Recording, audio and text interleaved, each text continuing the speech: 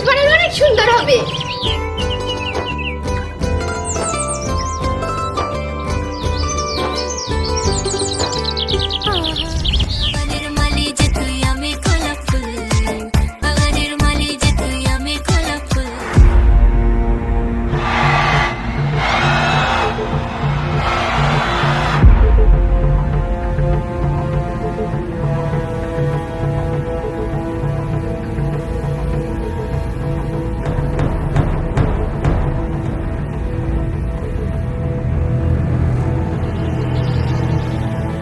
বাবা যে আমার কোথায় বিয়ে দিয়েছিল, এদিক সেদিক ঘুরে যে একটু রিলস বানাবো সেটাও আমি পারছি না। গ্রামের মানুষ সব ফ্যালফ্যাল করে তাকিয়ে দেখছে, যত সব অশিক্ষিত মূর্খ দল মনে হয় এই গ্রামেই আছে। আচ্ছা, তুমি এই বাড়ির বউ হয়ে খোলা ছাদের উপর রিল বানাবে, তাতে কোনো ক্ষতি নেই। গ্রামের লোক দেখছে বলে তারা সবাই অশিক্ষিতের মূর্খ, তাই না? তোমার লজ্জা লাগে না বিয়ের পর শ্বশুরবাড়ি এসে ছাদের উপর রিল বানাতে? একটা কথা কান খুলে শুনে রাখো, এই পরিবারে থাকতে হলে তোমাকে পর্দায় থাকতে হবে। আমাদের ফ্যামিলির বউদের রিলস বানানো, ডান্স করা বাড়িতে অ্যালাউ নেই। ডান্স যদি করতেই হয় তুমি তোমার মায়ের বাড়ি গিয়ে করবে, এখানে নয়। যত সব। ওই হ্যালো, তোমরা আমাকে দেশে ঘরে মেয়ে মনে করো না যে তোমরা আঙুলের ইশারায় আমাকে নাচাবে আর আমি তোমার কথা শুনে নাচবো।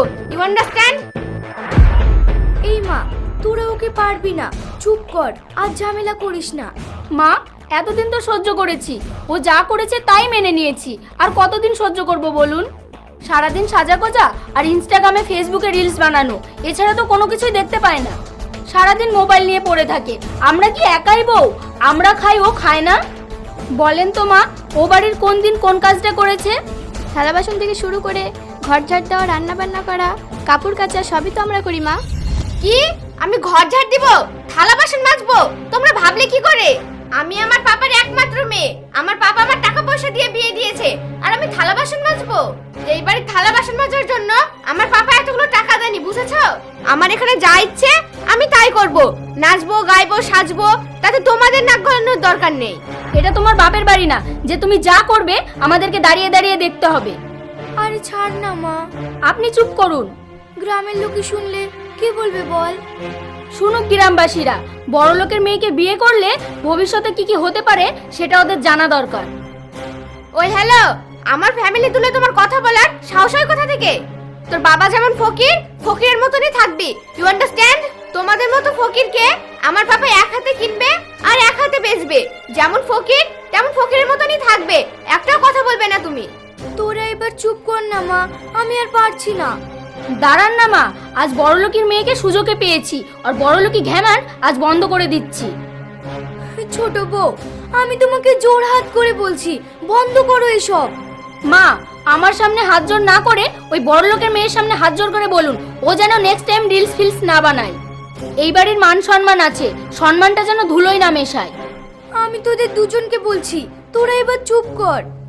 মা, আপনি দেখতে পাচ্ছেন না ওর বাপ বড়লোক বলে আমাদেরকে কত কথা শোনাচ্ছে? বড়লোক আছে, ওর বাপ আছে, তাই বলে কি আমরা ওর কথা শুনবো?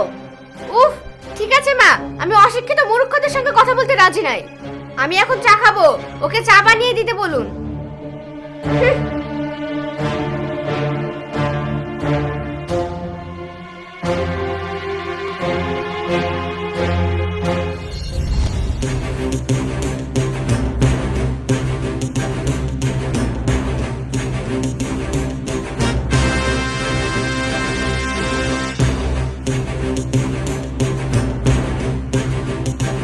কোথায় আছো তুমি? কেন, কি হয়েছে? তোমার বাড়ির লোক আমাকে একটা চা বানিয়ে দিল না। আরে, তো নিজেই বানিয়ে খাও না। কি? আমি চা বানাবো? আমার পাপা আমাকে চা বানানোর জন্য এখানে রেখেছে। আমার পাপা আমাকে এতগুলো টাকা দিয়েছে যেন আমি একটু সুখ শান্তিতে থাকতে পারি। আমাকে এই বাড়িতে ঝি বানানোর জন্য এতগুলো টাকা দেয়নি, বুঝেছো? আমিও সব কিছু জানি না। আমি এখন চা খাবো, হয় তুমি বাজার থেকে নিয়ে এসে দাও, না হলে ওদেরকে চা বানাতে বলো। ওরা যেন আমাকে চা বানিয়ে দেয়। আমি তোমাকে 10 মিনিট সময় দিলাম।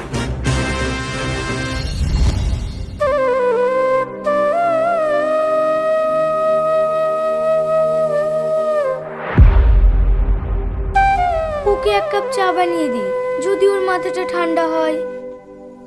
মা, আপনি চা বানাবেন না, ওঠেন, ওখান থেকে ওঠেন। কেন ঝগড়া করছিস মা?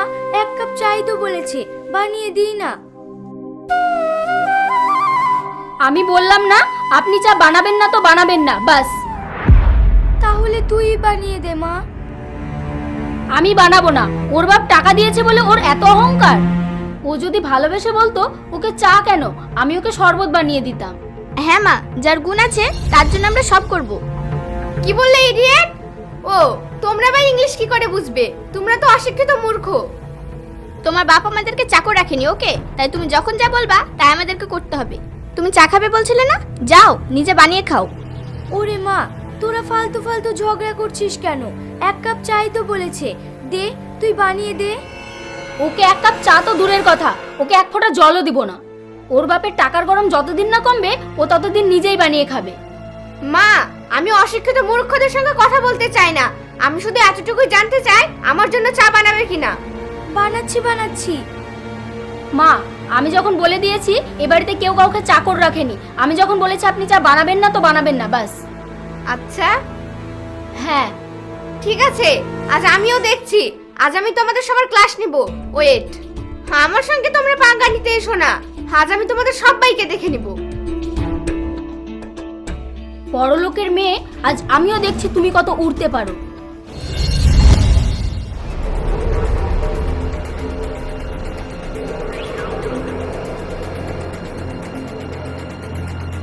হ্যালো বাবা, বল মা। তোমরা কালই এখানে চলে এসো। কেন, কি হয়েছে সেটা তো বল। তোমরা আগে এখানে এসো, তারপরে সব জানতে পারবে। ঠিক আছে, তোর মায়ের সঙ্গে কথা বলবি?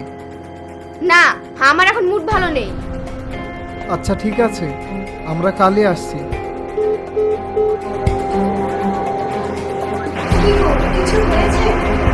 কি জানি, একটু রেগে রেগে কথা বললি।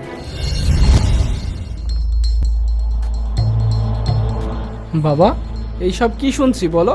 বাড়িতে যদি প্রত্যেক দিন এইভাবে ঝামেলা হয় তাহলে সমাজের লোক কি বলবে বলো?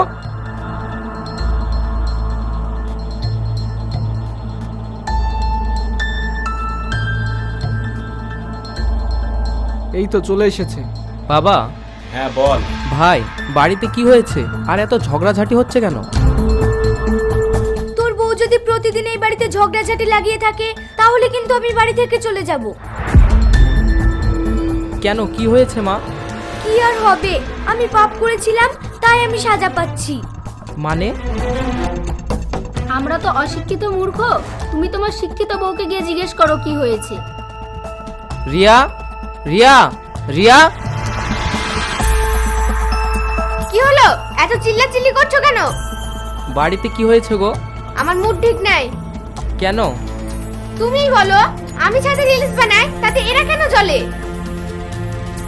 তুই এক কাজ কর, তোকে আর রিল বানাতে হবে না। ভাই, তুমি একটা কাজ করো, ওর জন্য আমাদের ছাদে একটা স্টেজ বানিয়ে দিও। আমি অর্কেস্ট্রা নিয়ে আসবো, ও ওখানে ডান্স করবে। কি? পাশে দাঁড়িয়ে আছে, জিজ্ঞাসা করো না। হ্যাঁ, দরকার হলে ডান্স করব। আর কিছু? হ্যাঁ গো মেহফুজ, গ্রামের লোক এছাদ ওছাদ থেকে সিটি মারছে আর তোমার বউ ওখানে ডিজে বাজিয়ে ডান্স করছে। এতে আমাদের ফ্যামিলির মান সম্মান বাড়বে না ধুলোই মিশবে তুমিই বলো।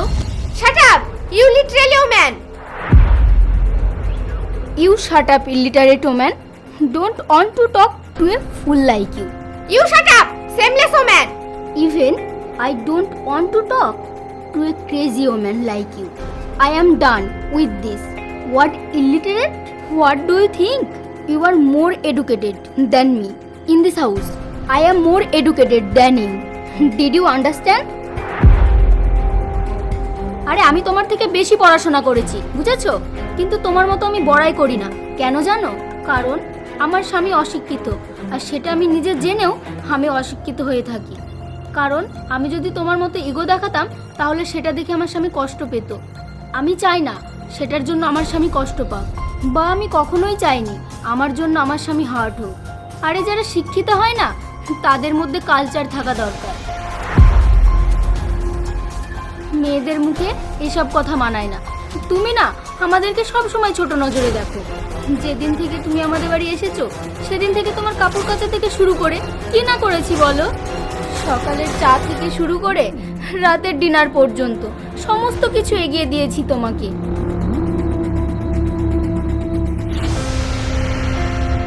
এমনকি তোমার শোয়ার সময় সেই বিছনাটাও আমি পেতে দিই। কেন জানো? কেননা আমাদের বাপ মা সেই পরিবেশে আমাদেরকে মানুষ করেছে। বিটেক কমপ্লিট করেও চাকরের মতো থাকি এই বাড়িতে। কেন জানো? শুধু বাপ মার মুখ উজ্জ্বল করার জন্য। তোমার জন্য কি না করেছি বলো? আমি যদি সেটা একটা কুকুরকে করতাম, সেও আমাকে সম্মান দিত। সারাদিন সে আমার পিছন পিছন ঘুরতো। আর তুমি তো সেই কুকুরের লেভেলেও যাও না। মা, ভাবি যেটা বলছে সেটা কি সত্যি? হ্যাঁ রে বাবা, তোর ভাবি যেটা বলছি সব সত্যি। তোর বউ এই বাড়ির কোনোদিন একটা কাজও করে না। ওর সকালের চা থেকে রাতের ডিনার পর্যন্ত সব আমাদেরকে দিয়ে আসতে হয়। ওর রোজ রোজ নতুন নতুন নাটক সব সহ্য করতে হয় আমাদেরকে। আরে এই এত কিছু হয়ে গিয়েছে, তাও আমাকে জানাওনি কেন? ভয়ে বলিনি রে বাবা, ভয়ে বলিনি।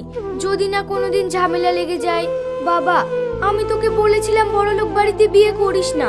আমরা যেমন তুই তেমন ঘরে বিয়ে কর, কিন্তু তুই তো শুনলি না। তোকে তো বড়লোক ঘরে বিয়ে করতে হবে। আমি যদি জানতাম তাহলে এত বড় লোক ঘরের মেয়ে আমি কখনো ঘরে আনতাম না। ওকে বিয়ে করে এনে তোমাদেরকে এত বড় বিপদে ফেলে দেব আমি কখনো ভাবতে পারিনি। ওই হ্যালো, তোমরা কি এমন বিপদে পড়েছো? হ্যাঁ, কি এমন বিপদে পড়েছো? আমার বাবা তোমাকে এতগুলো টাকা দিয়েছে এইবারে ঝিগিরি করার জন্য না, বুঝতে পেরেছো? এতগুলো টাকা দিয়েছে তার কারণ হচ্ছে আমার পিছনে একটা ঝি রাখার জন্য। সে যেন আমার সব কাজ করে দেয়। তোমরা যদি নাই করো তাহলে যাও, আমার বাবার টাকা দিয়ে আমার জন্য একটা ঝি রাখো। রিয়া চুপ! I will be silent. আবার ইংলিশ? এমন একটা থাপ্পড় মারবো না তোমার মাথার ভূত সব নিচে নেমে যাবে। ইনসাল্ট? আমাকে ইনসাল্ট?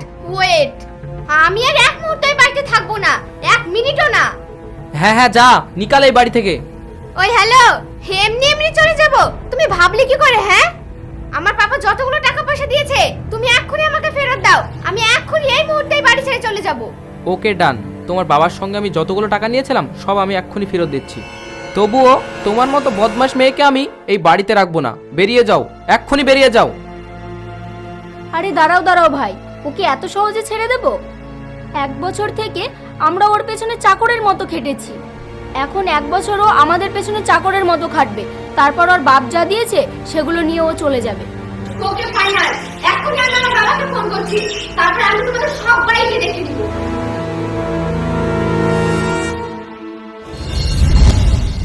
আঙ্কেল, ছোট মুখে বড় কথা, আপনি কিছু মনে করবেন না।